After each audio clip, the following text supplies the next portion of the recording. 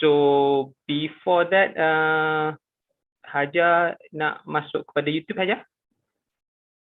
Do you need to do some setting? Sekejap, Doktor tengah scan. Okay, Selamat Hari Raya daripada Sarawak. Oh, jauh ni.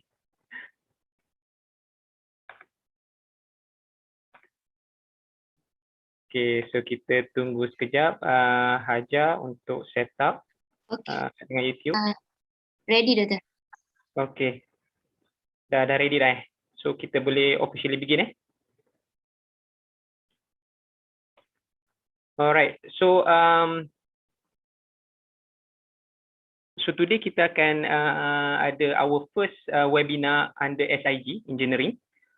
SIG Engineering ni basically is one of the special interest group within HFEM, Human Factor Ergonomics and Society. I would like to welcome again everyone. I see some familiar names.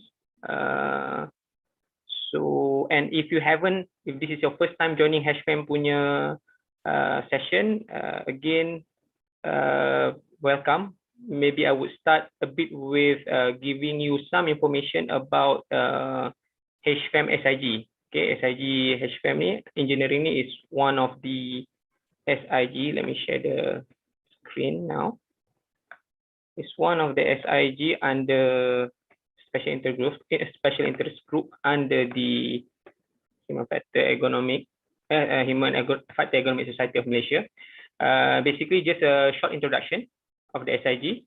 It intends to provide a general platform for activities in the area of human factors engineering / ataupun application of engineering in ergonomics. So actually, SIG membership is a free membership for HFEM members. It's open to anybody who are relevant to the areas, industrial practitioners, academicians, regulatory bodies, agencies, students, and other HFEM members lah yang ada the same interests and would like to be actively involved in SIG activities. And the coverage of SIG include, but not limited to, HFE front-end engineering design, development of specifications and standards, human performance reliability assessment, intervention and control, and other related activities lah. Okay, and the main objectives kita ada 4. So all of the activities within the SIG would try to cater these 4 objectives. Okay, the first one is to promote awareness related to engineering principles and application in human factors engineering / ergonomics initiatives. So basically macam webinar yang kita buat hari ni is to achieve the first objective lah, to promote awareness related to this application lah. And then also the next one is to arrange network events and forge links with relevant stakeholders, encourage relevant research activities, and lastly provide technical assistance support in the area of human factors engineering and ergonomics. So these are the 4 objectives lah untuk SIG, and I would like to show you the activities plan for the 2022. So kita dah right now we are in the middle of the year, dah May already. So we already have our network meeting in February and also in April earlier this year, and then kita ada webinar today by Miss Aiza, Ahmad. We are also going to have another webinar in July, tentatively in July, by Dr. Ibrahim Adham, with the theme of systems thinking. In August, we would have SIG's SOCSO sponsored seminar. So the seminar has already been approved and the planning is still ongoing. But the title that have been confirmed is Workplace Ergonomics Control in Manufacturing Industry, Outcome-Based Process Seminar. So ini kita akan ada seminar lah that we would probably have a face-to-face punya session, probably in August, late August. Okay, kita akan ada another SIG network meeting in Q3, quarter 3, maybe in after August, and then research talk tentatively by Prof. Ahmad Rasdan from UMK, and the SIG would also have a representative in HFEM seminar or Ergo Camp. And in the meantime, if any of the members or have ideas or would like to engage with relevant activities, knowledge sharing, networking, technology demonstration, etc. So the SIG would be able to provide the platform for that. Okay, so basically this is just a very brief introduction, especially for those who are not familiar with the SIG. So if you have any information or if you need information or any question regarding the SIG, you are free to contact me, Dr. Radin Zaid. Forgot to introduce myself. I'm currently the Engineering SIG Chair at HFEM. Okay, so these are my numbers. Let me unshare. Okay, we have a very experienced speaker today. Okay, Miss Aiza Ahmad. I have an opportunity to know her for quite a while now. I think I've known her more than 10 years now. We've been working in several projects together, so I can attest to her experience and knowledge in the field. So I don't want to introduce too much. So I think it will be better for Ms. Aiza, Chartered Ergonomist, to introduce herself. So Aiza, I would give the platform to you, please. Thank you so much, Dr. Radin. Assalamualaikum and a very good morning to everyone. Okay, let me just quickly share the screen. Please bear with me. I'm quite new to Zoom. Okay, I've tested this before. It should be easy peasy. Hold on, yeah. It should be here. And then click share. Okay, here we go. Auzubillahiminasyaitonirrajim. Bismillahirrahmanirrahim. Okay, I'll switch on the video for a while. I'm not sure if while I'm presenting the slides, you guys will see me, but I think after a while, I will close again the videos. I find it distracting as participants when there's movement from videos. But yeah, for the purpose of introducing myself to everyone, we just switch it on for a while. Again, Assalamualaikum warahmatullahi wabarakatuh and a very good morning. First of all, thank you everyone for participating in this webinar, making your time. Like Dr. Radin said, this is a very busy month. People are still celebrating Hari Raya, and I'm sure you have been invited to a lot of open houses, especially this weekend. Minggu orang dapat gaji, jadi minggu orang macam nak buat banyak open house lagi. So thank you so much for your time. Hopefully yourself, hopefully us as a forum, we will gain some knowledge in this sharing session. Okay, so let me start by showing this slide first, okay, just to start the ball to roll, so to say. Anyone knows what's wrong with this picture, the one that I'm sharing on the screen? If anyone can give opinion, feedback. Don't worry if you don't know, if you want to just try, there's no wrong answer, so to say. Ada tak sesiapa nak cuba teka?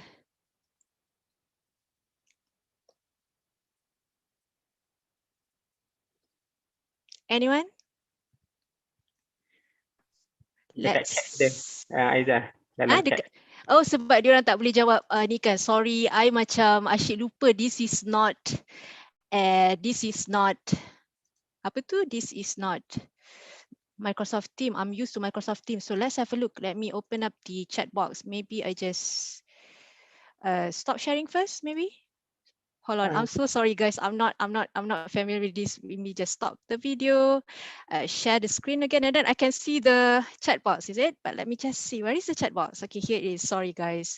Pelbagai saiz, gambar terbalik, tulisan terbalik, barang DIY. Tu menarik tu jawapan, barang DIY.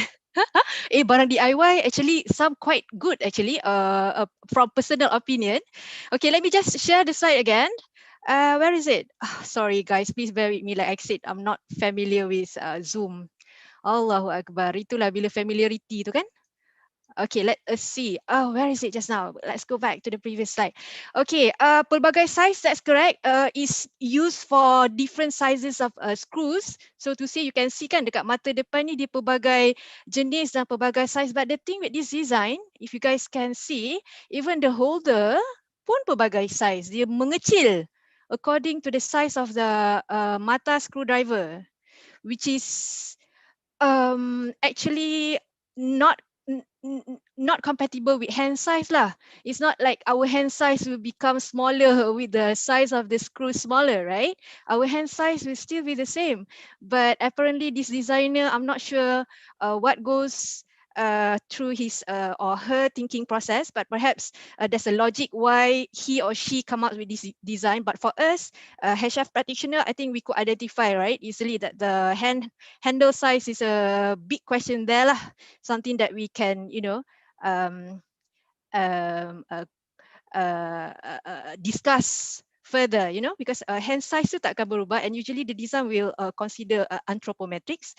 So yeah, this is the direction that I would like to go today lah, in a way. So that's why this slide become the first slide, because basically I would like to share like a few human factors application in the design, where especially in my industry, in the oil and gas industry, the term is human factors engineering. So let's see the roadmap for today. Usually in my training, I will like to share this slide with everyone so that everyone knows, okay, what's going on for the session, and then you can plan your day or plan your schedule ahead. So maximum 1.5 hours. Sorry, I wouldn't know the exact timing. We can finish earlier, sorry, maybe around 1 hour, but it can take up to 1.5 hours, depend on how we are going forward with this session, because the way I plan it should be like a sharing session, like an active participation from you guys as well. But I forgot this is not Microsoft Team, so I need to like keep switching, seeing you guys input or feedback in the chat box. I'll try to do that so that we can see input from everyone. Please feel free to give any feedback. I always believe, I remember when I gave training previously to public, I always say to my class at the start of my class, I would say like, guys, I hope this become a sharing session whereby imagine if I have RM1, you have RM1. If we exchange the RM1, right, we end up still having RM1. But if we are sharing knowledge, I'm sharing one knowledge and you're sharing something new. So perhaps we could end the session by having more knowledge than what we had earlier. So hopefully we can do that in this session. So the roadmap today, I'm going to start introducing myself after this, and then we're going to have an introduction to what human factors and human factors engineering is all about. I'm sure you guys are pretty familiar with it, but let's just recap it, or like a freshly reminder to everyone again, so that we have the same wavelength and see the perspective from oil and gas industry. And I hope that it should be applicable into your industry as well. And then I'm going to share like 3 anecdotes. So to say case studies or my observation or my experience from the current ongoing project or past projects that I did for the oil and gas projects. Yeah, no, basically that would be anecdotes number 1 and 2 only. For anecdote number 3 is something that I'm interested in and something that I hopefully can be active in future, something that I plan to do in maybe 5 years time, you know, to start focus on this topic that I will share later for anecdote number 3. And then we're going to end up the session with a takeaway message, and then maybe Dr. Radin will take over again for the Q&A session. Yeah, guys.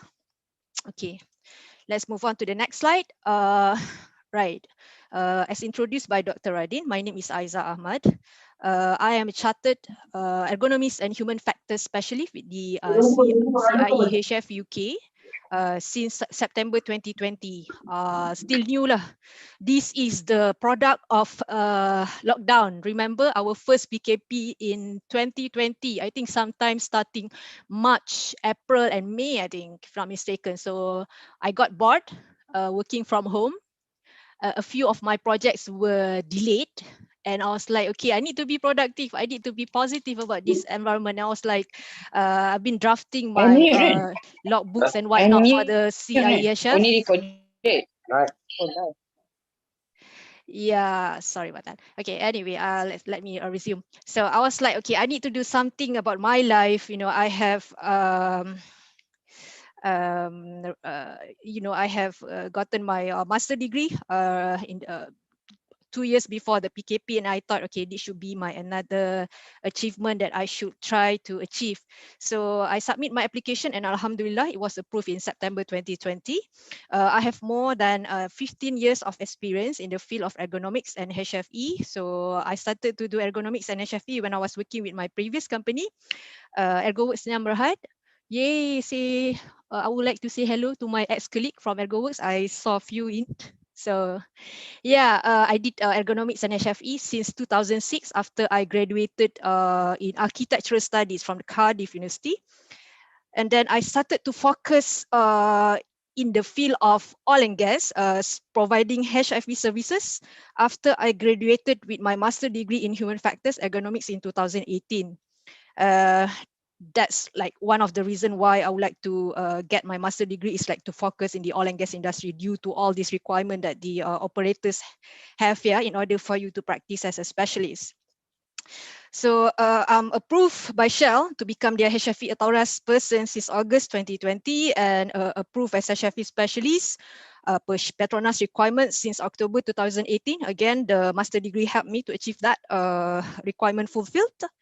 I was the junior ergonomist for ExxonMobil Malaysia, supporting one of our leading ergonomists in Malaysia since, for years starting 2008 until 2019.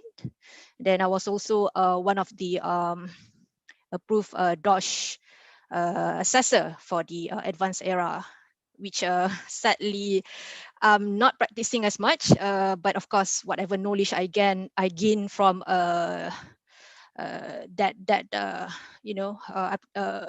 application is applied in my work. So just sharing some of the work I did when I did focus in the ergonomics as well. Okay, I was an ergonomic assessor doing screening and workplace evaluation. Again, because ergonomics is very huge field, right? I mean, all of us as practitioners, we know how big the field is. It covers not only the physical side of the ergonomic, it also covers the cognitive side of ergonomics. So there's a lot of like ergonomics activity to be done. Yeah, and especially in the UK or US, there's a lot of assessment and whatnot. But I would say in Malaysia, the main assessment would be screening and workplace evaluation, be it in the office or in our manufacturing plants or any workplace really. Yeah, in past projects, I have the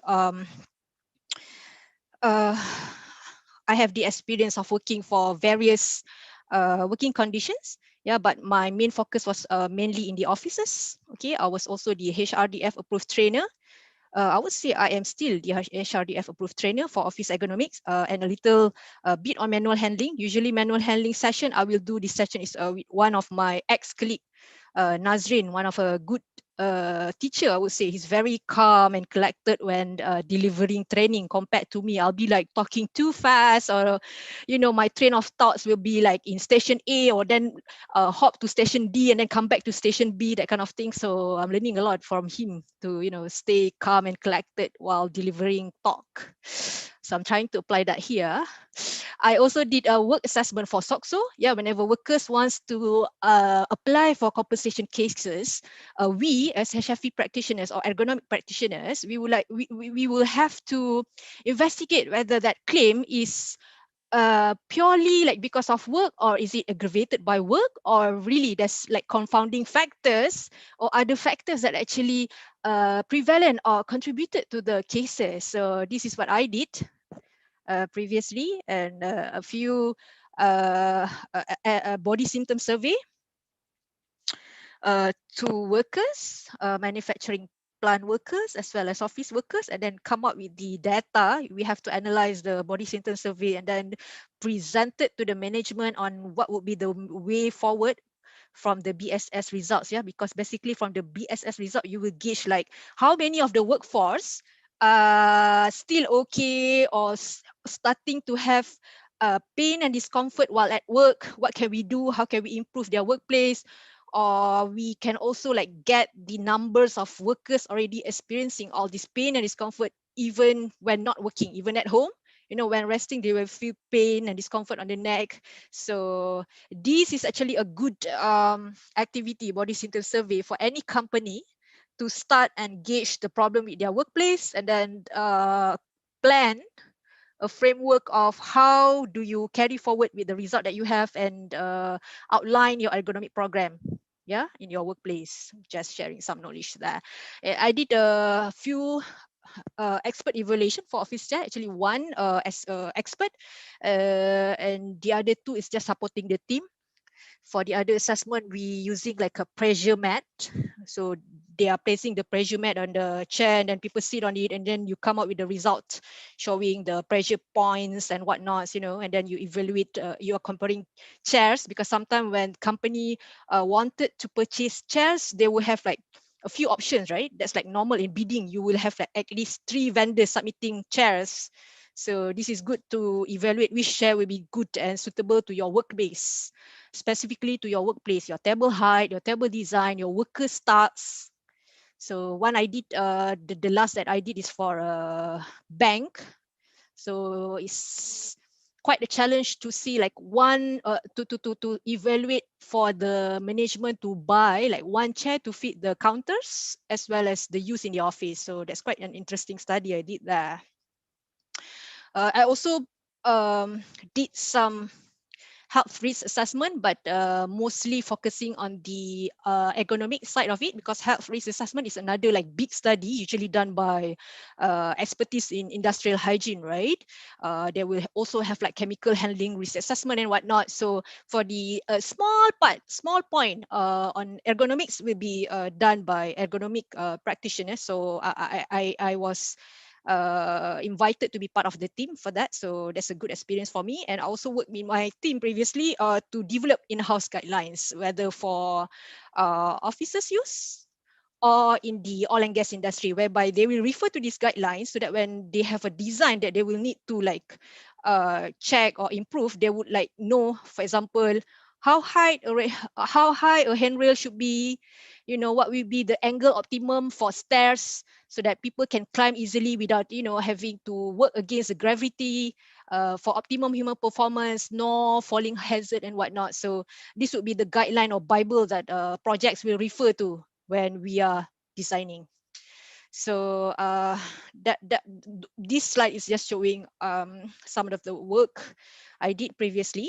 So now I am only focusing on the human factors engineering in the oil and gas industry.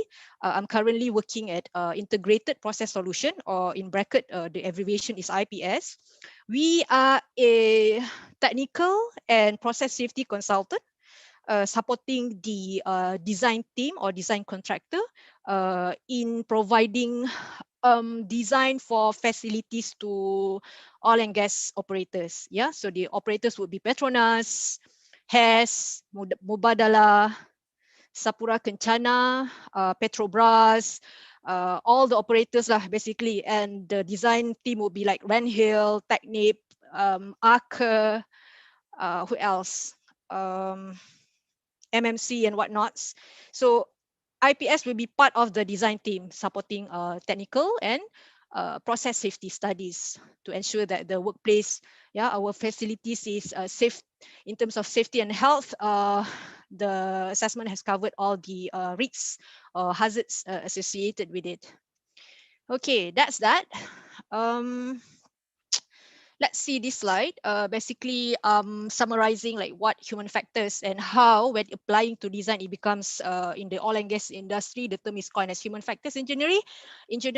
So basically, human factors is how I say this, integration, I would say, of a few factors, yeah, related to the workplace especially, and human, our capabilities, our capacities, limitation, yeah, our interaction with all these factors and how it influence our behavior. So when I said how the human factors these factors can influence human behavior, it could be positive or negative. So that's why there's this term of design-induced human performance. So the design can promote or influence behavior either to be positive or negative. So like design-induced human performance, of course, we want the design to like help influence so that human performance become optimum, like less energy exerted but higher productivity sort of thing. Okay, so that's what human factors in general or in a simple terms. And DHFE is the incorporation of our understanding of this interaction between human and these factors into the engineering, into the design. So in the oil and gas, it would be during the phase lah, engineering design phase lah, because for oil and gas, dia ada banyak phase when it comes to constructing onshore, offshore facilities. Daripada awal dia ada bidding dan sebagainya, you know, and then they have this stage called front end engineering, detail design, and then construction, installation, and whatnot. So usually HFE is during the mostly banyak sekali apply memang during design phase. But of course, when it comes to human factors, it never ends, yeah. It should be applied from the start until the end. Sebenarnya the end tu pun dalam loop, still kena do juga human factors or ergonomics. Alright, so this slide is just showing again the summary of what I mentioned earlier, all these factors where interacted together, it can influence human performance. Yeah, so this is why I said that we would like to design out potential human error while we are applying human factors knowledge, human factors principles, human factors practices and whatnot into the design. Okay. And the second one would be we want to design to meet the capabilities of human users. So human users would be us, and then we have different gender, different sexes, male and female. We will have different strengths. Men are generally more strong compared to women. We only have like 2/3 of male strength. Yeah, and then we have different background. We also have different body sizes. This is where anthropometric come in handy. Yeah, we are not all the same. We have different education background. We have different culture. For certain culture, like red indicates lucky, but another culture would see red as danger. Some would say, oh no, I like red because it represents something positive. It gives me a good vibrant of the day, that kind of thing. So basically to say like people have a different understanding and different view of seeing things. So we need to see all this, as human factors and ergonomic practitioner, understand this and apply it in our line of work.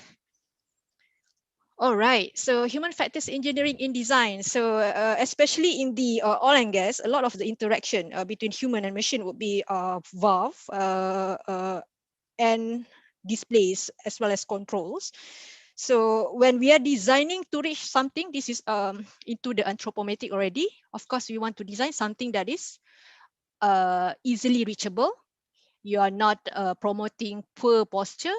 You are not exerting like force that is beyond your capacities or capabilities to do it. So when we are designing something for reach, we always design for a 5th percentile population, meaning if we design for someone like a woman, we have like a weaker strength compared to men. So everyone can definitely reach it. Okay, this one in terms of reach lah, maybe in terms of horizontal distance, our arm length maybe perhaps shorter than men. So we need to consider all this in our design. And when we talk about clearance, we want to design to someone who is at the largest population, 95th percentile, so that if larger size people can pass through, someone smaller can definitely pass through. So just showing some application for HFE in design. Let's see how human factor integration in the project stages have helped to reduce the cost for rectification, or have helped in terms of return of investment better throughout the project life cycle. So I believe some of you have seen this before. I think Dr. Radin has shared this diagram before in his webinar sometime in 2020 or 2019, if not mistaken. So this is a very good diagram, because you can see 3 lines there on this diagram showing the HF integration, like HFE activities or any human factors or ergonomic activities in a project, right? If you applied it during the design stage, this would be on the left, you know, the y-axis is showing how much cost that will be expand on that human factors activities. The green one is with proactive HF integration, meaning we do HF early on during design stage compared to reactive. When you got problem, you rectify it. Or the red dotted lines, no HFE or HF activities at all. So over time, yeah, throughout the project life cycle, from designing, building up, and then during operation later, you can see that how human factors can save the costs, the operational costs, compared to no human factors integration. You got problem, you have to rectify it. So in the oil and gas industry, especially, this is not feasible lah. You need to like request for permit to work, and then sometimes hot work, you need to shut down the plant, and then that will reduce your productivity, right? You have to like shut down the plant for a while to do the improvement, rectification, and then sometimes you need to bring specialists over that we incur costs and whatnot, you know. So that's why this is a good diagram, because I will usually show this to my potential client, whereby I will tell him, yeah, you can do no HF or reactive HF, but look how much you can save. And then I will also show this study from Lane and Hewitt in 2017, how in terms of dollar, yeah, if you are doing that human factors or ergonomic intervention earlier during design, it will only cost you $1. But at operational costs, correction can increase tenfold at $10. But see, if an accident happened or a failure happened that you need to rectify it, it becomes $100 for the same, you know, project and whatnot. So you can see how, although this study is more on the usability problem, yeah, how during design it will cost more than what it will cost you at design. So usability again is one of our topic covered under the human factors and ergonomic field. A few of my peers, sorry, not a lot, just 3 of them in the usability as well, the user experience field. So of course, it's much earlier to rectify things when you have prototype, when you are still developing things on paper or blueprint. Okay. So let's move on. Again, on the return of investment, this is a study by Hal Hendrick in 2003 and 2018. You can see how with human factors engineering implementation earlier in the design, it will only cost 1 or 2.5% of engineering budget. So if your project like costs 2 billion, like what MISC is paying for their FPSO Mero 3 with Petrobras project, 2 billion but increasing now. So HFE only cost 1% to 2.5%. Kecil je lah, kan? Compared to addressing similar issue later at operational stage, it can become higher, 5 to 12% of engineering budget.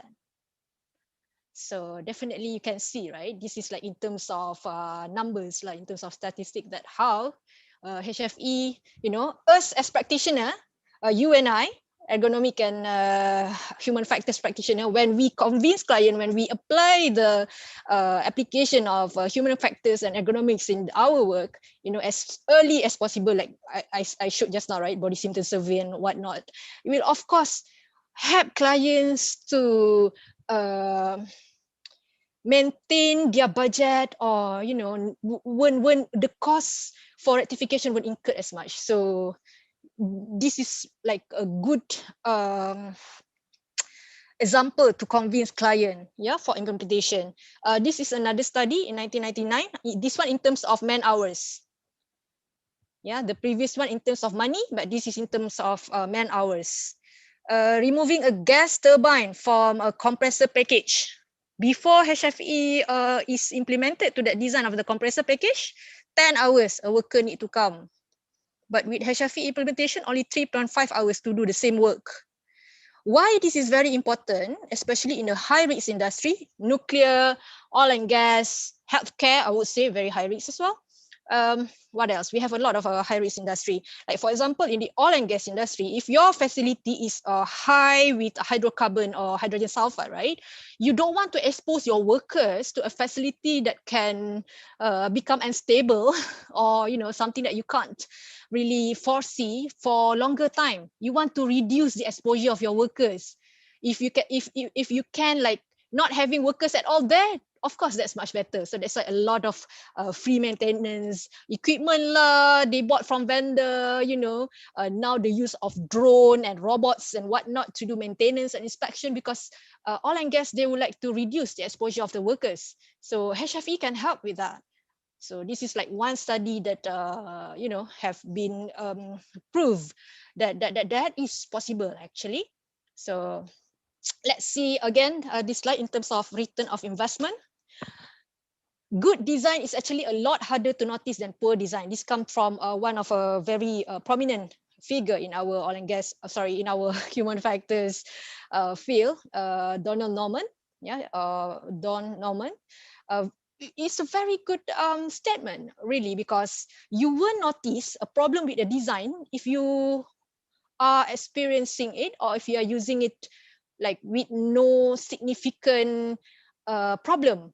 Like if you can open the door easily, or if you can switch on light easily, you will notice any problem. You will notice that HFE is given there because it's a good design. No one will notice it. But if you're having a problem, definitely you notice it. But this is actually a good answer because people will always say, okay, why would we need to apply HFE, right? I don't see any problem with the design that I'm having right now. So the answer is perhaps HFE is actually there, but for those design that you won't know whether HFE is there or it's just lucky je kebetulan kebetulan design tu proper but no like proper HFE is input, you will have problem eventually. And this is from lecturers in the University of Nottingham. The effect of good human factors application or ergonomic application is absent. You can't feel it because it's a good effect. So that's another slide on the HFE return of investment. So let's just see two videos in terms of design. This is a car with a LED lighting for the direction. See whether you got confused with this one. So this guy is going to the left, but look at the arrow on the lighting. I think it's more aesthetic lah. Dia nak bagi sama yang macam belah sini kot tak cantik terkeluar ke, or that kind of thing. But it's really confusing for people behind. Like, is he going to the right or is he going to the left? Because this light is on the left side of the car, like, but the arrow is pointing to the right. It becomes confusing, right, to the workers, but to the drivers. But at least dia nyalakan jugalah lampu dia. How many of us, when we drive, we notice failure from other drivers going to the left or to the right. They didn't even like switch on their lighting. It's become very stressful sometimes because you're waiting lah for this car nak lalu. Tiba-tiba, dia masuk kanan. Sebenarnya dia masuk kat tempat yang kita tengah tunggu tu. Penat lah tunggu kan. So, that's one thing. Okay, let's see another. Okay, sorry. Why did I just pick that? Okay, let's see another example. Let's just pause on that. Not sure whether you guys have seen this. Somehow the designer come up with this slide for kids to play. Quite a nice design. When we see, you come up from the top and then you go down, you can choose whether to go in the middle, to the left or to the right. But, that's what happened actually when in use. So sometimes designer's intention tu lain, but user experience, but when things happen, it's something else pula kan. So this is some that would like require further human factors application lah, where we as the practitioners, as the quorum for it, can play a significant role lah in improving the design. Okay, it's weird with Zoom, we can't have like a live discussion, I would suggest to HFEM to consider Microsoft Teams next, because it will allow like people to join in the participation, switching the mic and whatnot. But I guess it depends on the facilitator, right? If the facilitator is happy to accommodate people to like interrupt the, not interrupt, I wouldn't say interrupt lah, but people, yeah, in a way it's a interruption of the ongoing of the talk. But to certain facilitator like myself, I welcome that. Although some would say that, oh, they will lost the train of thought. But I think it's good. Maybe we can consider Microsoft Teams in the next webinar. People can ask me around. It feels weird to talk alone here, because usually in my training, right, or in my talk, people always asking me or giving like live feedback. But I will check your chat later, guys. So feel free to give any opinion, any feedback, any input. I will read it and I will try to, if you can like maybe mention the slide number yang you nak bagi feedback tu ke, if it's for specific feedback, please do so. I will check your text in the chat box later. Okay, we come to anecdote number 1 now. I'm not very good to be title, but basically when I look at these case studies that I collated under this anecdote number 1, I thought, okay, this is more in terms of human performance, but really our design is like, we want to optimize the human performance, like I said earlier, right? So let's look at this next slide. I'm going to talk about crane, pedestal crane operation. So in the oil and gas industry, as a disclaimer, a lot of my case studies are from the oil and gas industry, because that's what I currently practice. But hopefully, it will also be applicable to your field. You can always take the gist of it, and then later, when you have time, see how the input can help you for your specific field. Yeah. Of course, I would love to discuss more with you. If you don't have the time later, you can always add me on LinkedIn if you haven't, and then you can always text me and then we can discuss later on as well. So this guy here, okay, this picture is basically showing a crane operation. This is an example. So on the left is the offshore facilities.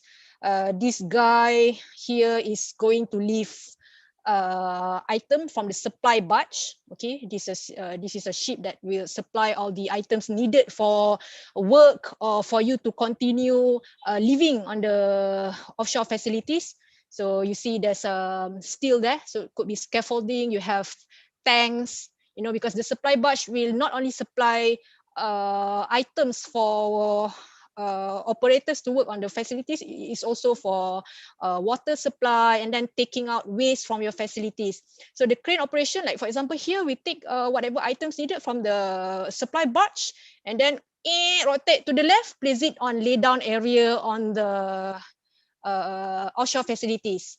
So this one operation kalau from supply barge lah, daripada luar masuk ke dalam facilities. But the crane operators are also handling lifting activity within the facilities itself. So bukan daripada luar, daripada supply barge onto the platform je, but within the platform. High as when he's fresh, you know. And what I heard is, okay, I also talk about situational awareness. We'll come back to this slide later. What I heard is the project is coming up with this proposal of having the beacon on a pole outside.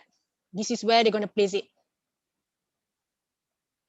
But see the diagram here, if the operator is inside the cabin and you have the boom there, you may not have the line of sight to see this beacon. Remember, you're doing lifting work on the left, mostly from the supply barge or from this lay down area here. You may miss it while doing your lifting activities.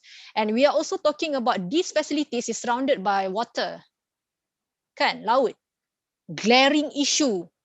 Bunyi bising daripada diesel engine kat atas tu lagi. And then if you're focusing on lifting, you also need to like do walkie-talkie with your banksman. Banksman ni orang yang berada di luar cabin. Yeah, this few personnel will assist the crane operator. Imagine like the guy assisting pilot kapal terbang tu kan, gerak-gerak tangan ke kiri ke kanan for parking or for departing. So ada juga personnel for crane operation here. So he need to do like a lot of things simultaneously, communicating with this banksman, checking on a lot of like panels inside the cabin, wind speed lah, apalah, nampak kat atas ni dia pun ada CCTV that they need to see the lifting, a lot of things. So while he's doing that, can he notice the beacon, you think, kalau emergency happen? What happen kalau banksman terlupa kena alert crane operator dekat walkie-talkie, emergency lah, kena turun lah, what happen? Or line of communication suddenly interrupted, can't communicate and whatnot. Things happen, yeah, because people couldn't say, oh, you tak boleh lah, imagine worst case scenario. But actually, in fact, our work as human factors and ergonomics, we need to, human factors specialists and ergonomics, we need to like consider worst case scenario, right? So yeah, I think the proposal is that. But because I wasn't involved like officially in the project, and my peers are already like trying to convince the client, I'm not sure what is the way forward lah after they presented it. I think it's still a work in progress. Hopefully they will buy all the explanation that we have given. Yeah, because especially in terms of situational awareness is very important, right? I think all of us are quite aware with this framework about the 3 levels of situational awareness. Level one, perception. You need to perceive something, yeah, make it register visually or verbally. You need to register it. Kadang-kadang you kena dengar, you kena tengok, yeah, perception, and then you need to make sense within your brain. You need to comprehend it. Level 2, what does all this cue yang you tengok tadi, visual cue ke, yang you dengar atau yang you baca tu, what does this mean in your brain? And then level 3 is the way forward. How do you project? What would be the way forward based on the information that you have and the understanding that you make out from it? How do you act to it? Kan, if you are aware of the situational awareness. So sometimes orang mungkin nampak, but you are focusing on the lifting job, you may forget that, it's flashing lah, ataupun glaring tak nampak pun di tengah menyala warna merah. You know, that kind of thing. So for that problem, I think, yeah, the problem that we were discussing about that crane operation, breakdown can happen at any levels, really. Level 1, level 2, level 3, and that's really a big problem. How can you assist in terms of design so that your design support the crane operator level 1, level 2, and level 3 situational awareness? That's quite a interesting human factors engineering problem lah, I will say that I encountered. But sadly or unfortunately, I wasn't involved in that project professionally or officially. So I can only like tell my peers in the technical safety, please make our case, please tell them all this, yeah, all these concern I had. So yeah, that's that. And then just showing an example, yeah, this is taken from other projects. Memang semua project ada mention benda ni. Tengok gambar, let's look at the larger picture on the lower side. Crane cabin shall be provided with a strobe light or the beacon just now lah, as the crane operator may not be able to hear the GPA sounder. Ada sounder tapi takut tak dengar. Tahu walkie-talkie tadi problem. I think for that previous project, there'll be GPA sounder juga on top, tapi kat luar, bukan dalam cabin. Okay. And then from another project is mentioned here as well. Look at the second paragraph. In event of confirmed flammable gas detection, visual beacon shall be provided inside the crane cabin for crane operator notification of emergency. This is from other projects. It's quite standard really. So when I heard this problem, this project punya way forward, suggestion for their crane from my colleague, I was like, really? Like, this is, something new lah. So very challenging. Hopefully we can come out with a good design. I haven't know the way forward, but it's in progress. So hopefully they can consider that lah. And then if you look kan dekat slide ni, if you're in here, I takut macam I cakap tadi lah, line of sight. You may miss this one. Bila crane ni pusing, mungkin you boleh nampak yang ni. Quite a nice case study kan? Okay, let me just stop sharing. I just wanted to see the chat box if you guys give any input. Poor design. Statistic, okay, I wouldn't be able to answer that. Run to mastering session. Yeah, if you notice it, Fazli agreed. If you notice it, you can run. But what happened if you don't notice it? Before, but management always look at cost. Yep, correct. Memang orang asyik tengok cost, tapi in terms of man hours tu pun we can prove by cost. Kalau kerja tu perlu expertise there, you dah boleh reduce cost of paying expert.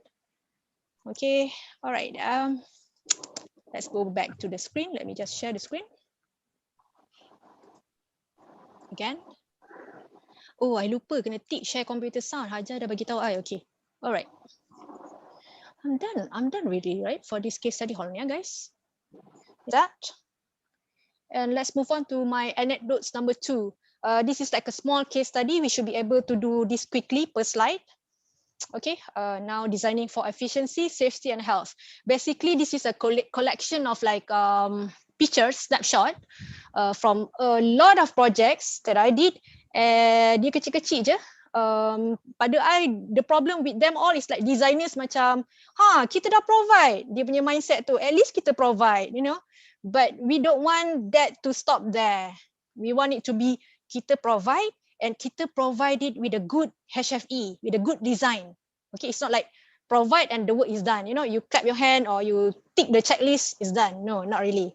So you will see my example with that why I said designers have sometimes tend to have that kind of mindset, and we as practitioner we should promote to the designers, okay, let's go beyond like providing, but we are providing and providing it correctly. Okay, the steps tool.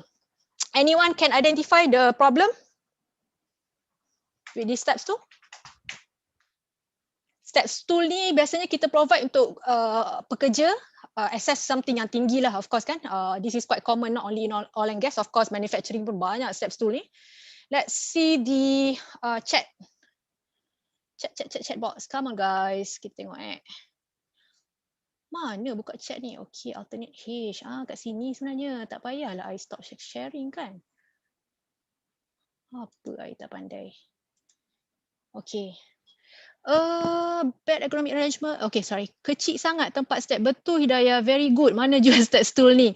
Step stool ni yang macam belah kiri tu I rasa off the shelf. Yang belah kanan tu custom made. Kadang diorang buat kat fabrication yard je. Diorang designer come out with a general arrangement drawing. Diorang build up dekat yard je. But Hidayah, you are very correct as well as Fazli. Step dia kecil sangat yang kat atas tu. Yang bawah tu okay lah. Kita nak pijak kaki saja kan. But when you want to be at the top landing, where you would do like apa tu? You guys can still see the screen kan? Dr. Radin, you nampak screen kan? Boleh nampak. Nanti shot sendiri pula. Okay, thank you Dr. Radin. Anyway, coming back to the top landing. So you want it to be bigger for your safe footing, and it depends on your task. Kalau you kena letak wrench ke, kadang-kadang kan ada wrench kecil nak letak ke apa benda ke, you malas nak turun bawah balik ambil. And then it's also another is safety problem. Who can highlight what would be the safety problem for this steps tool?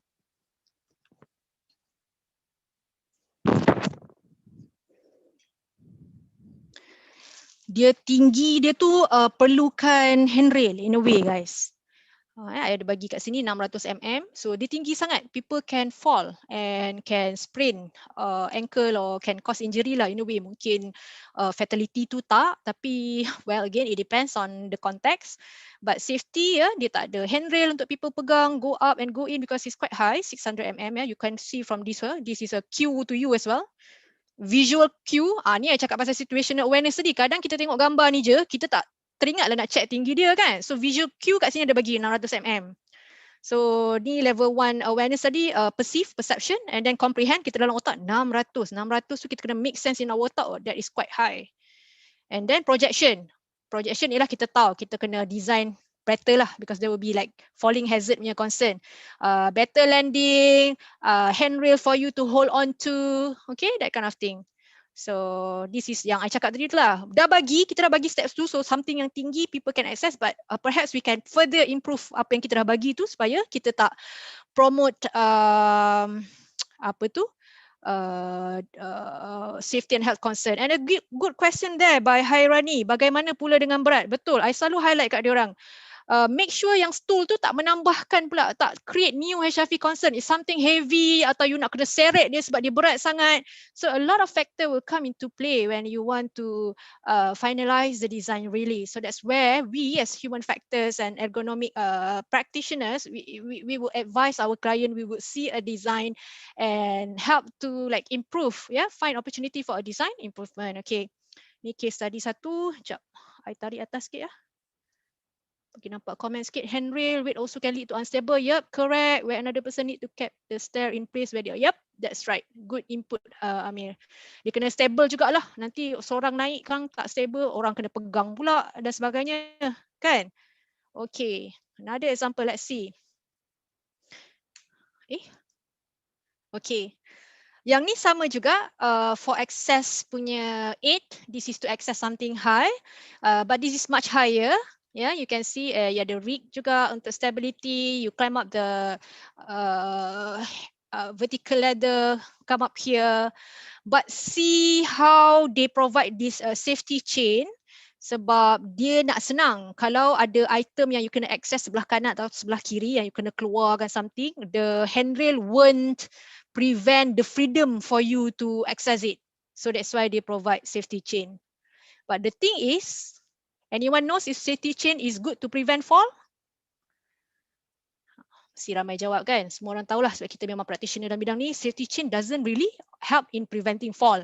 Especially in oil and gas punya saliferous environment, dia punya small connection tu tak sturdy enough. Over time dia corroded, dia boleh putus, dia takkan prevent fall. That's why handrail is much better, it can prevent fall.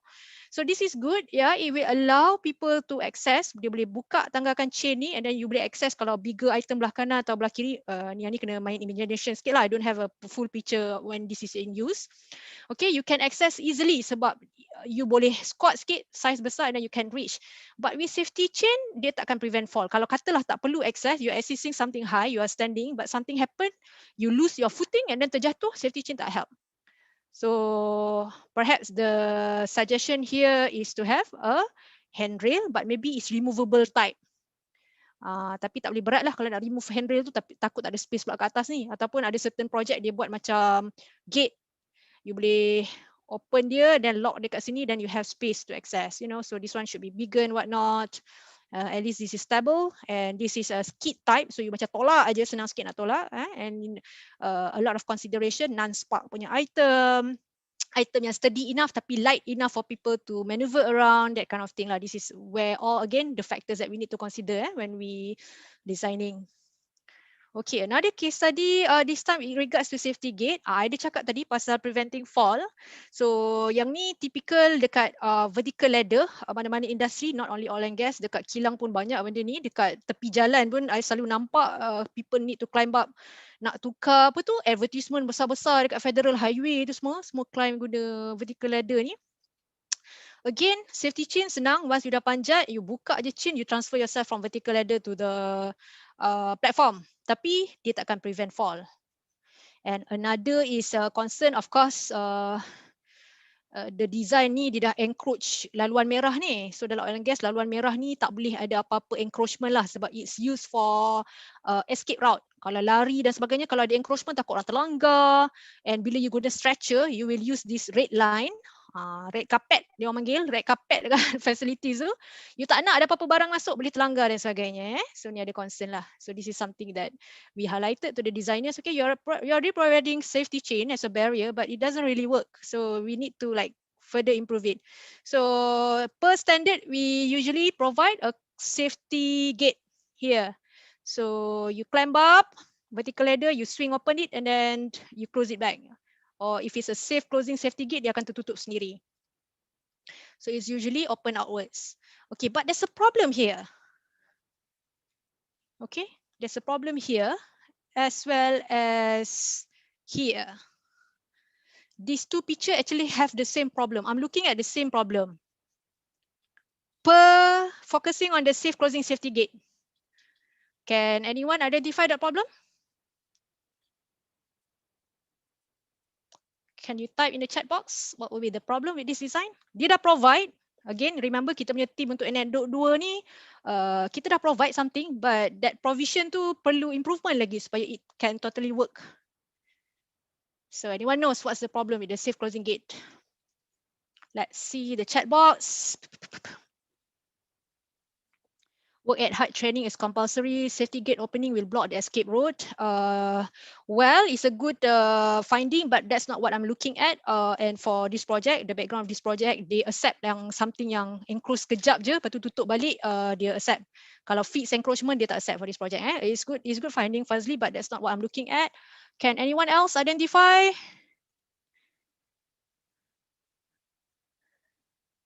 Can anyone identify what's the problem with these two picture? Alah, kenapa I minimize dia hilang ah? Tak apa, nanti bila message muncul, I boleh tekan balik kan? Then I tengok jawapan you guys. Boleh tak identify?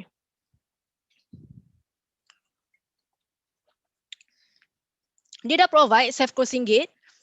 People takkan terjatuh if anything happen bila dia tertutup. Maksudnya tak guna vertical ladder, you tengah buat kerja tepi ni kan.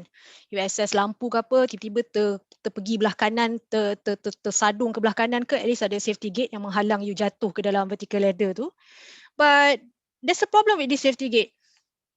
Using it for entering the ni, dia ada problem sikit. While you are on the vertical ladder, or when you want to get into the vertical ladder, there's a problem with the safety gate design. Anyone can identify?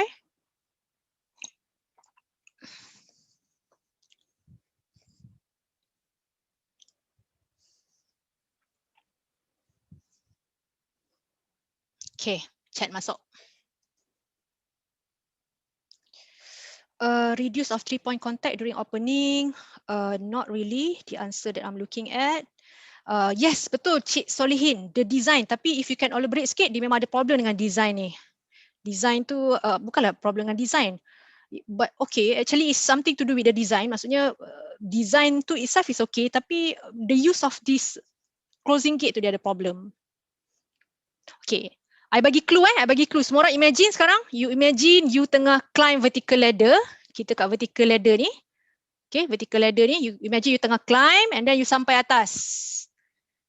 And then you tolak swing gate nak masuk ke landing merah ni lah. Dua-dua pun landing merah. Apa problem dia masa you nak buat aktiviti tu? If design is okay, why need to improve it? Sebab dia masih perlu improvement lagi. Saya nak cuba. Boleh, silakan. Nama cik? Nama saya Solihin. Solihin, Cik Solihin tadi. Silakan Cik Solihin. So bila kita climb, kita nak buka tu, kemungkinan yang gate tu boleh terpantul balik ke belakang bila kita dah buka. Biasanya dia dah adjust lah dekat spring dia tu, bukaan dia tu. Okay, not the answer that I'm looking at. Kita try lagi seorang, but thank you for trying Cik Solihin. Kita tengok lagi seorang. Macam saya cakap tadi, imagine you nak tolak tu. Saya cuba Puan. Okay, sila. Siapa nama Cik? Ilyas. Saya Ilyas. Okay, Cik Ilyas. Go on Cik Ilyas. So bila kita climb tu nak buka, satu tangan mungkin pegang tangga, satu tangan lagi nak buka. Nak buka pintu. Satu tangan lagi nak buka. You masih 3-point contact sebab satu tangan kat situ dan dua kaki dekat vertical ladder. Yep. Masih 3-point contact, so that's not the answer I'm looking at, but good try. Sekejap, I tengok chatbot nampak macam menyala balik tadi. Macam mana I nak pergi chatbot balik tadi? Dah termiss that. Anyone else nak try unmute speaker? Lagi senang cakap daripada I check jawapan. Salah tak apa guys, kita peers je. Kita ni sesama kita je. Kita boleh saling belajar.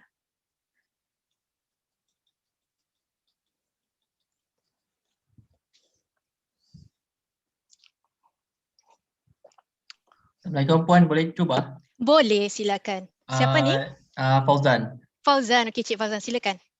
Dia tiada handle untuk pemegang dia yang buka gate tu.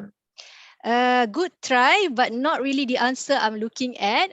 Sebab biasanya dia orang boleh tolak je, tak perlu macam proper handle lah. Okay, but actually good try Cik Fauzan. Thank you so much. I really appreciate you guys trying tadi. So let me just bagi tahu je lah the concern with this design okay, this safe closing safety gate. So while you are climbing up the vertical ladder, you kena pusing badan you 45 degree and exert sikit nak tolak dia. So the hinge of the safe closing gate tu, instead of here, it should be here. And yang you nak tolak tu patutnya sebelah sini. Sebelah tangga you. So tangan you belah kanan je you tolak. Terbuka lah sikit. Then you transfer yourself. Tapi kalau yang ni dekat belakang ni yang you kena tolak. Of course you tak boleh tolak dekat hinge kan. Tak gerak-gerak lah safe closing gate tu. You kena tolak kat belakang ni. So satu tangan pegang kat sini. Dua kaki kat bawah. Body you 45 darjah. Tangan ke tangan yang ni kiranya tangan kanan lah. Tangan kanan you kena tolak pintu tu. Betul tak? Nampak tak kat situ? Okay. Any input?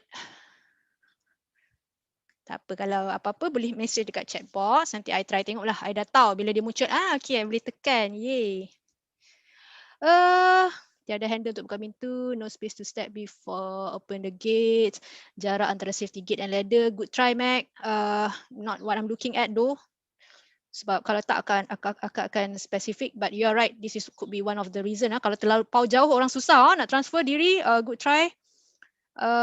And Hidayah jawab nampak. Okay, bila I tanya lah tadi tu nampak tak? Okay, good Hidayah. Thank you. Thank you guys. Really appreciate korang memang proaktif. So very good. Very good session. Okay, let me continue with our next example. Boat removal. Ni tak payah tanya lah. Ni quite clear. Ni memang banyak sangat nampak kan. Okay, so kalau dalam oil and gas bila banyak valve ni kadang-kadang kita perlu rectify lah. Kalau control valve ke shutdown valve, kadang-kadang kena buka ni flange ni yang connectkan valve tu dengan piping. So kalau gambar ni boleh nampak sikit ke kan? Nampaklah boat tu. Tapi bila nak buka kadang-kadang terlepas pandang. Clearance yang ada nak bawa keluar boat tu sangatlah macam mungkin kita terlepas yang nak check dia punya boat clearance dan sebagainya. Contoh kat sini kita tengok measurement dia clearance 148 je. Tapi boat dia 183. Dia bukan macam sebab dia panjang kan. Dia bukan yang macam you boleh ada ruang sikit you tarik keluar. Tapi tak boleh. Dia memang kena straight. Yeah, some of the example yang kita kena check. Okay, that's why a lot of the project guideline dia ada specification lah. Berapa minimum clearance to make sure that the boat can be taken out. Sebab nanti nak buat maintenance tak boleh pula, susah pula kan. So bayangkan kalau ni dah bina, dah construct dekat yard, tiba-tiba tak boleh pula nak bawa keluar kan. Macam mana tu nak rectify? Lambat sangat lah kalau dah dekat construction, construction still okay, takut dalam in operation. Nak bawa keluar dah 8 tahun facility tu tiba-tiba nak bawa keluar valve tak boleh. Problem sikit. Okay, yang ni perimeter lighting.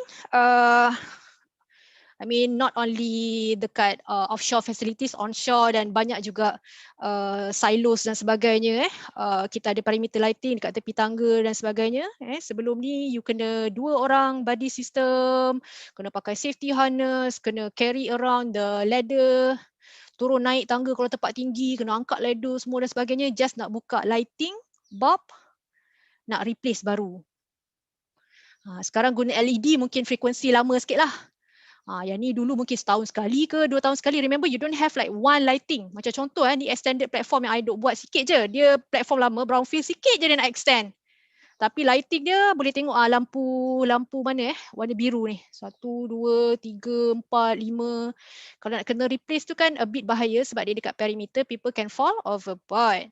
So kita dah ada design yang guna collapsible lighting atau telescopic macam ni. Ni biasanya senang sikit lah nak convince electrical engineer, replace je lah ni. Sebab masih ada yang propose guna fixed light and masih ada yang propose, okay, maintenance you can do this. But I told them it's already standard, it's already cheap, and then when they check out with their vendors, indeed it's cheap, they will replace it to like this. Okay. Sometimes they need input from us, human factors dengan ergonomic practitioners because they wouldn't be able to know like all the items kan yang available in the market. Sebab kita ni lucky in the sense that we work for many projects. Sometimes whatever we learn from project A, we can carry over that knowledge to project B for the benefits of project B. So it's usually that lah kan. Okay, next, life raft. Kita tengok sikit video ni. Life raft, macam mana diorang guna. Ni salah satu jenis, dia ada banyak jenis. But basically, dia tolak, dia jatuh.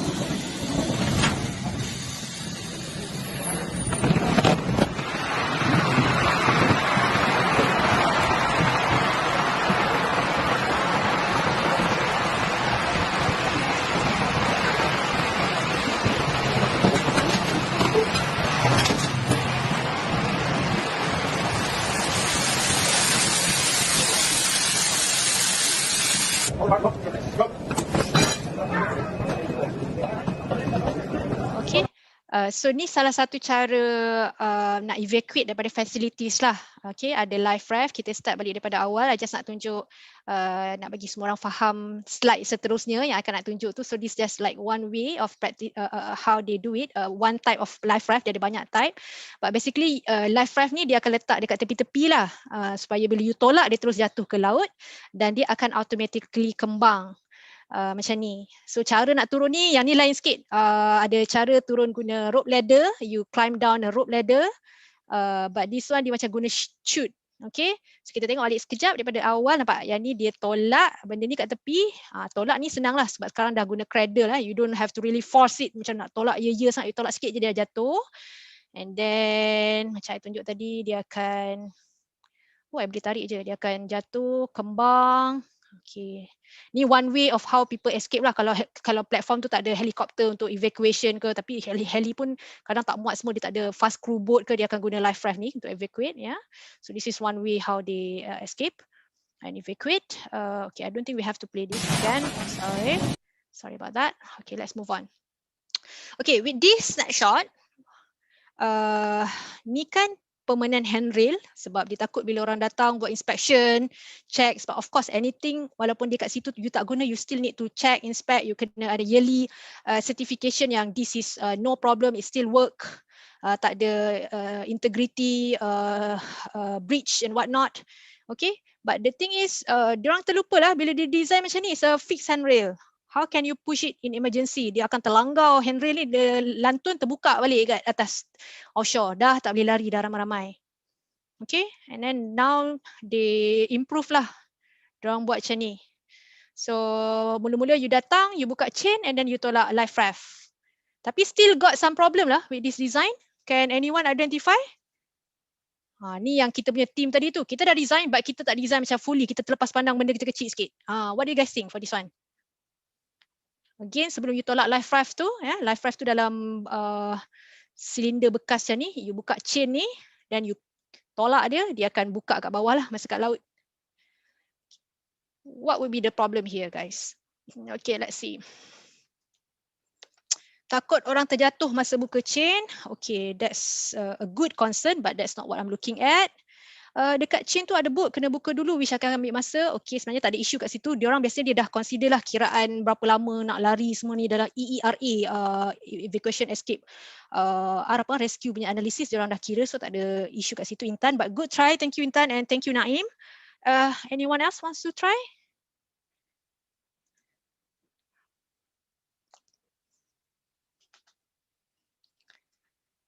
Okay, let's see.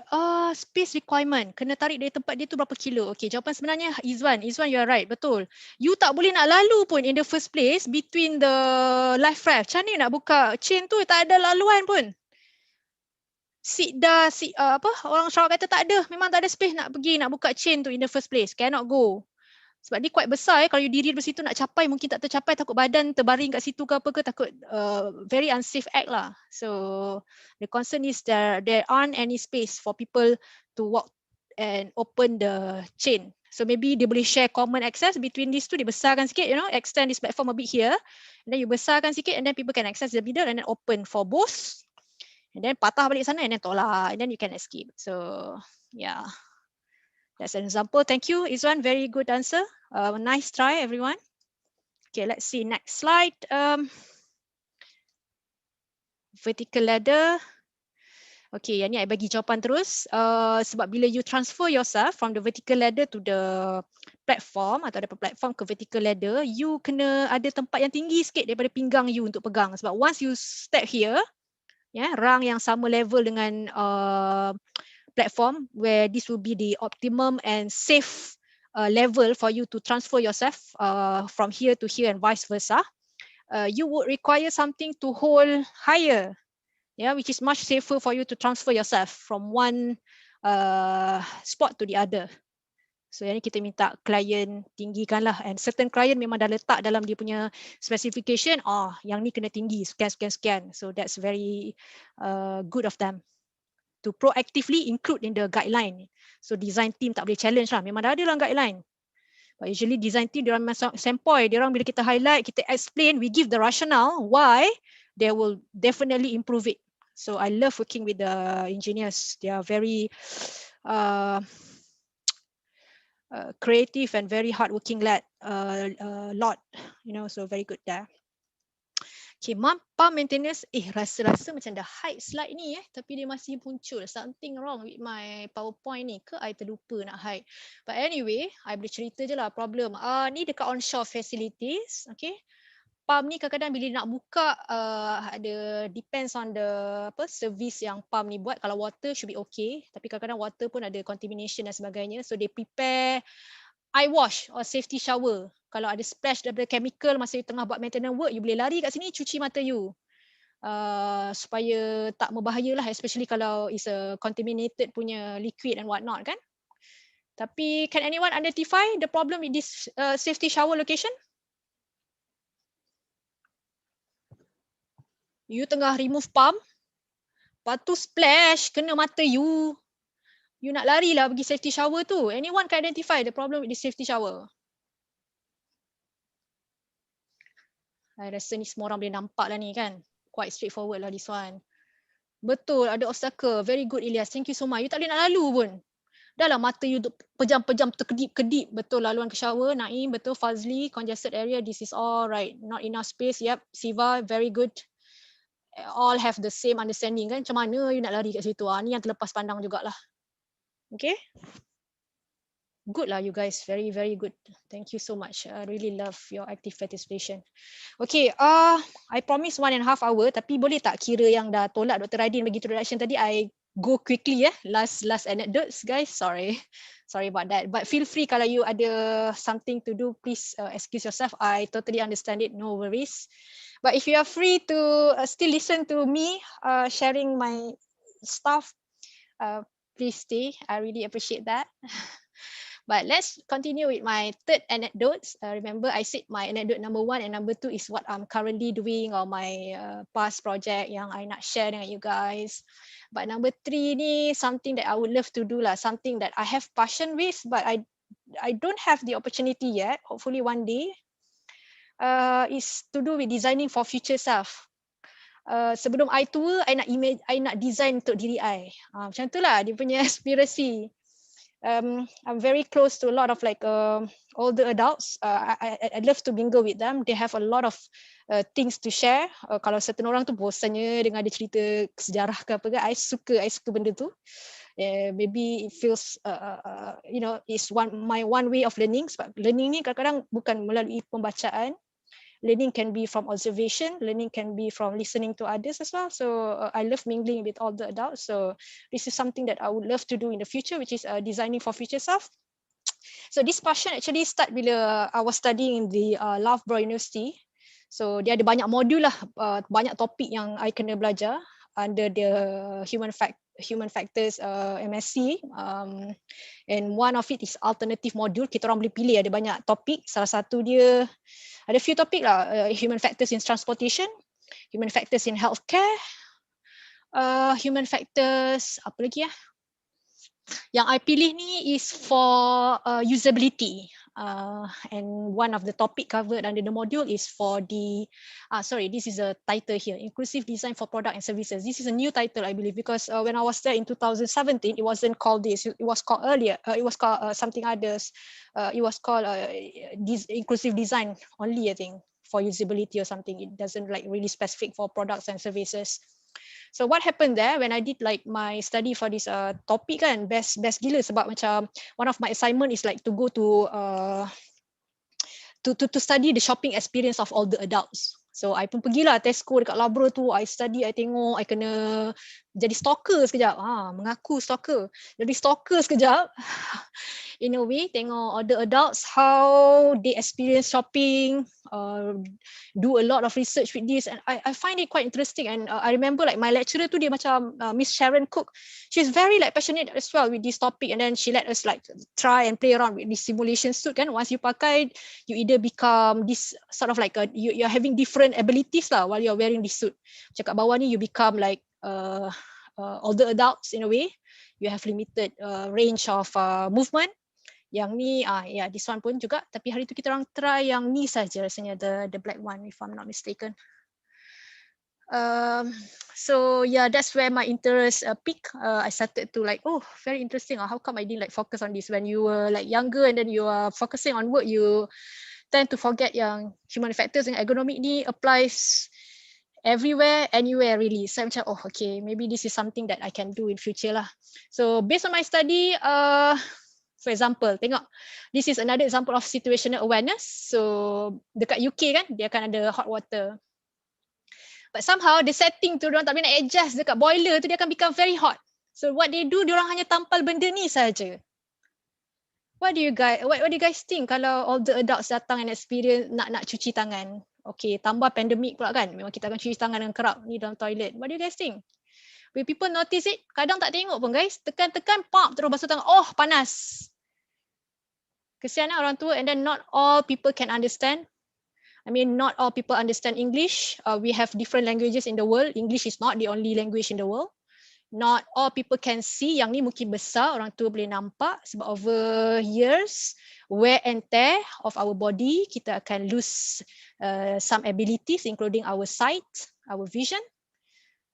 So I don't think this is a good this is a good practice or good a solution that they come up with, yeah.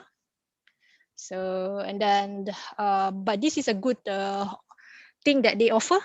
Trolley dekat Tesco tu, Lavro ni pekan kecil je, tak besar, dia macam mostly students.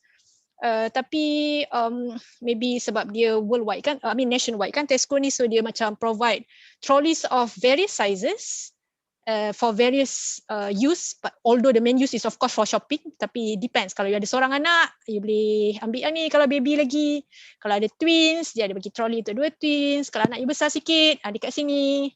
Kalau you orang tua, nampak tak, dia dah rendahkan sikit handle, and then you boleh letak sikit barang.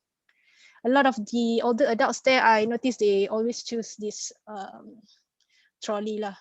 Because I kind of like how they promote, like, walaupun you tua, you can still be independent. You tak perlu nak tinggal rumah orang tua ataupun tinggal dengan family you. You can do things yourself. You can still live independently, and I like that. So this is like one option what the Tesco did right lah. They are promoting it there, even though I disagree with what they did for the hot water. So the world is aging. I'm sure everyone knows. Okay, what WHO said in year 2050, 2 billion people will be 60 years and older. Up from 1 billion in 2020. And basically, I guess us, the practitioners for human factors and ergonomic, yeah, this is something that we can consider. We want to enable all the adults to live independently by designing the context of where the people live, and then we enable them. We accommodate their different abilities compared to younger population. So this is from Microsoft. Microsoft is quite forehead. You can check their website here. Quite forehead. What I'm talking about. But anyway, there's another website here, like here, right? Inclusive Design Toolkit. If you can check dekat website ni, kalau you're doing study for older adults punya design ke what not, mungkin you guys tak aware, tapi to those yang tak aware, you can go to such website, dia ada banyak.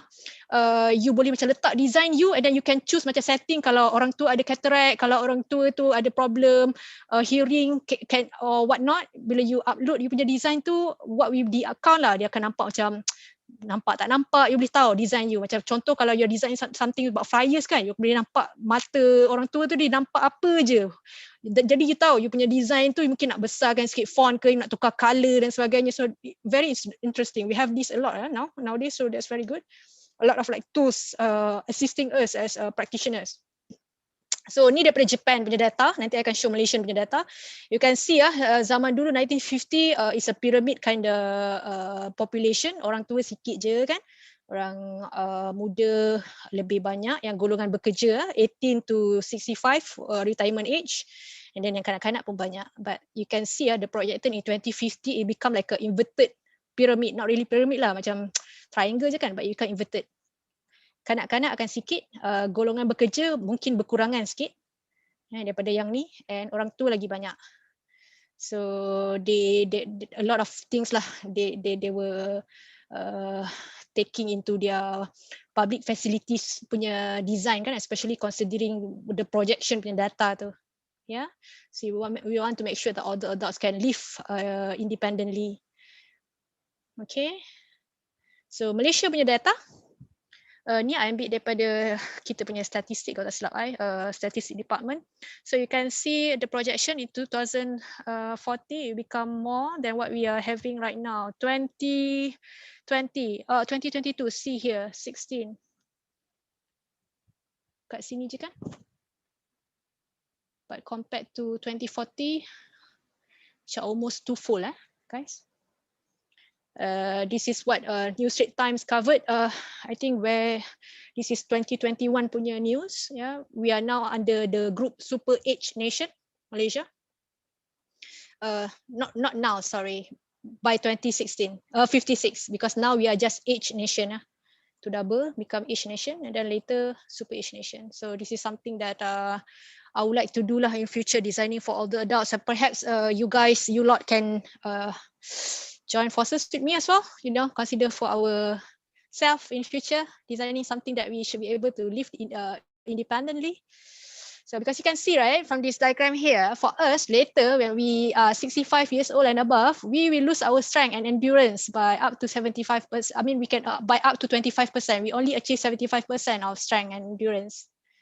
And another study found by Maguire, or this is by my lecturer actually, Sharon Cook. So another one by Maguire, I think. Is he part of lab? I can't remember, but yeah, based on his study, all the adults have problem with reaching, bending, dexterity, and sight. The reason why I want to do this, I have experienced a lot like in the public toilets. Yeah, it's quite difficult for you to even use the water tap. Macam kena tekan, kena ada force. Macam ni macam susah sikit sebenarnya. Macam nak tekan baru air keluar yang ni. You tekan sikit, keluar satu saat. Tangan you turun bawah ni dah hilang balik air tu. And then yang ni you kena tekan. Tekan macam mana pun tak banyak juga air keluar. Setting walaupun dah dekat kepala pipe tu yang bukan yang kat sini lah, yang dekat pipe tu pun still ada problem. So this is something that I think we need to consider for everyone to be able to use it. Yeah, okay, ni macam daripada slide daripada my university, like for example, this one may be applicable kat rumah je lah kan. Kadang kita tak boleh nak buka yang diamond tap, water tap ni, diamond head ni. Ni solution dia, perhaps yang ni nanti kita as practitioner we can come out with a good solution. Sensor is good ya, tambah pandemic, tapi kadang-kadang sensor ni tak work juga. So mungkin dari segi maintenance pula lah, but I think sensor is a good option. Wave je and very good because tangan you kotor you tak pegang. Escalator, elevator, stair lift kat Malaysia, I'm sure kalau you guys guna public transport macam I, dengan kerap you akan encounter this problem, which is always in maintenance. Kat KLCC tu siapa perasan guys? LRT KLCC masuk ke KLCC punya terowong tu, la ilaha illallah, dia punya escalator I rasa daripada sebelum pandemik, sekarang dah 2 tahun selepas pandemik masih out of order, so people kena climb stair lift ada, tapi you kena tunggu polis bantuan untuk assist you, but polis bantuan won't be there all the time. So kalau siapa yang datang ke KCC nak bawa anak naik MRT, nanti ada MRT baru kan, bulan Jun jalan MRT nombor 2 tu, you nak naik LRT pula, my suggestion kalau you guna stroller macam susah sikit lah kalau kat KLCC punya LRT ke terowong KLCC, sebab you can only use the stair. Memang I selalu encounter, I rajin pergi KLCC, I selalu encounter family with strollers dengan orang tua. Kesian nak kena panjat tangga. Memang tak tinggi tapi it's quite tedious lah. Whereas kalau public facility ni kita consider maintenance and whatnot, we should be able to like rectify that. Then why it becomes too long? Like 2 tahun lebih tak rectify lagi kan? And then escalator kadang too fast. This is MRT Museum Negara. I tak edit video ni. I tak cepatkan ke, I tak lambatkan. This is as it is.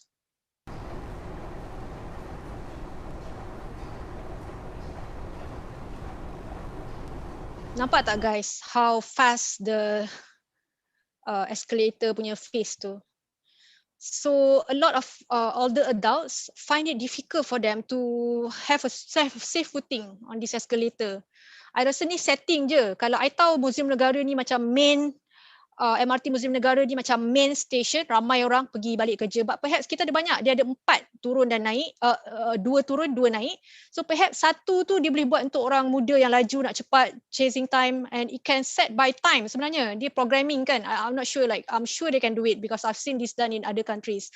Macam yang ni mungkin dia buat slower sikit untuk order adult. Sebab kesian kat order adult. I memang nampak dah kadang sebelum pandemik I akan bantulah, but lepas pandemik macam susah sikit kat orang macam very cautious kalau kita nak datang dan pegang dia, but kesian kat dia. I think this is very simple problem. Sebab I rasa macam kalau all this problem, kadang-kadang lift pun dia tak jumpa kat mana, lift jauh. We don't put this thing into design and it becomes like a problem lah when in operation. So something that we need to consider. Ini stair lift yang I cakap tadi, ada tapi you tengok arahan dia. Ada yang kita kalau kita have different disability, we want to use that. Ada yang kita boleh buat sendiri, ada yang kena tunggu orang. Okay, feedback yang I dapat bila I did my study in the Laverne University, when I did like a few studies, people are not too keen to use something that they need to ask orang lain to tolong. Dia rasa pertama disusahkan orang, kedua dia rasa dia tak independent pun. Last baik tak payah keluar, duduk je lah rumah, macam tu. We want our community to be healthy, we want everyone to enjoy the same life that I think people like with normal abilities have, right? So but this is all design, really. I think we should be able to do so. Hopefully sesiapa antara kita yang ada peluang maybe to work together with the public facilities provider to be nanti in future, or work together with the government, we can always consider this kan. Kalau ada peluang, we can hopefully give our input lah as practitioners to the communities. Oh, okay, itu sahaja. Before I leave, so sorry, this is just a tick. Nanti I can go back. I think Dr. Radin akan go back to your chat and highlight your question to me. But before I leave, takeaway message. Basically, yeah, I'm sure everyone pun know kan, human factors engineering, ergonomic. We want to provide a reliable human performance, yeah, in our design, and we want to reduce or eliminate. Kalau dapat eliminate tu memang best gila. Design-induced human error. And before I leave, it's good that we share. I suka sebenarnya kalau I akan tanya orang dulu, I'm sure Mac pun tak, I akan tanya dia, you suka baca apa, buku apa you tengah baca? Sebab I suka macam, I like reading, and I think it's good for us practitioners to read. So I would like to recommend like this good book for you guys because it talks about topic relevant for us as practitioners. This is The Brain. Dia tak macam very technical sangat lah, macam Michio Kaku, the physicist tu, dia punya buku pasal brain tu very technical sikit cara dia cerita, but this one is quite like easy to read lah, I would say. So I would recommend like for you guys, if you have free time to read, and maybe we can use this as our macam siapa-siapa rajin update dekat HFEM chat group ke, you jumpa buku best yang related to HFE, please recommend. I would really appreciate that. I'm sure not only me, ramai yang akan appreciate. Sebab seronok kan, orang dah baca, practitioner dalam industri yang sama, lepas tu dia recommend pula, so we know that okay, this is a good book. So save duit, save masa, tak payah nak cari review, because one of us recommending. So I would like to recommend this to you. Hopefully one day I can see your recommendation either in your future webinar or in the HFE WhatsApp group. With that, I end my session. I thank everyone again for your time. Thanks to HFEM for inviting me, and I apologize if there's any mistake that I did throughout this session. Okay, over to you, Dr. Radin or Haja. Okay, thank you so much, Aiza, Ahmad, for very comprehensive, very interesting session. I think sharing the case studies would help a lot in terms of to see the direct application in the design stage. So maybe I think we don't really have much time, but maybe I would just open for maybe a couple of questions, quick questions, just to give some opportunities. Okay, so maybe I just open for that first. Ada siapa-siapa nak tanya apa-apa soalan to Miss Aiza? Kita buka mungkin 2 soalan je kot maximum before kita close for this. Okay, anyone? Dok, maybe I tambah sikit, kalau siapa-siapa segan nak tanya public ke, macam I cakap tadi, feel free to add me on LinkedIn ataupun rasanya dekat HFEM group tu boleh trace nama dekat group list tu. Kalau nak message I pun feel free to do so, cuma mungkin cepat atau lambat je lah I reply. Okay, Aiza, yang sebelum ni ada satu soalan pukul 11.05 dalam chat. Okay. I think maybe itu ada soalan general, maybe well suited for at the end. 11.05. Oh, yang banyak-banyak tadi tu ke? Yang Amir has listed. Okay, itulah. Very good actually. Dia macam prompting everyone to think in a way. Why the need of study in HFE for simple work tasks? Regardless, walaupun simple, first kita punya target untuk HFE tu dia macam ada beberapa kan. Contoh kita nak reduce human error. Kadang simple pun kita tak boleh jangka. Mungkin akan lead to major accident hazard. Simple task je rasanya. Simple je ni. Tapi kita termiss sesuatu ataupun kita terlupa nak consider a few things, it can lead to major accident hazard. So that's why penting, because reduce human error and then optimize human performance. Kerja yang simple tu contoh angkat barang. Sekali je angkat barang, tapi somehow we design the barang tak symmetric ataupun perjalanan dia nak ke tempat A ke B tu ada halangan dan sebagainya. Again, it can cause like problem. So I think HFE ni dia punya benefit memang banyak. Macam easy to convince client actually. Next, how can we determine the error in the workplace or in the working process? Okay, ni a lot of like human factors application and you kena start dengan tool dulu. I think dia macam resepi mau masak kot, macam dia ada macam basic kan, kalau nak masak masakan Melayu tu ada basic bawang dan sebagainya. Sama juga dengan HFE, I rasa HFE pula, sorry, human factors /E lah kot, human factors and ergonomic. It's always like collecting data, analyze, and then based on your analysis, you will know like your proposed mitigation. Usually from your analysis, you will identify potential human error and whatnot. So risk assessment, whereby you collect the data and you do analysis will help you to do that. Okay, let's see 2 new messages. Oh, okay, tak ada apa-apa.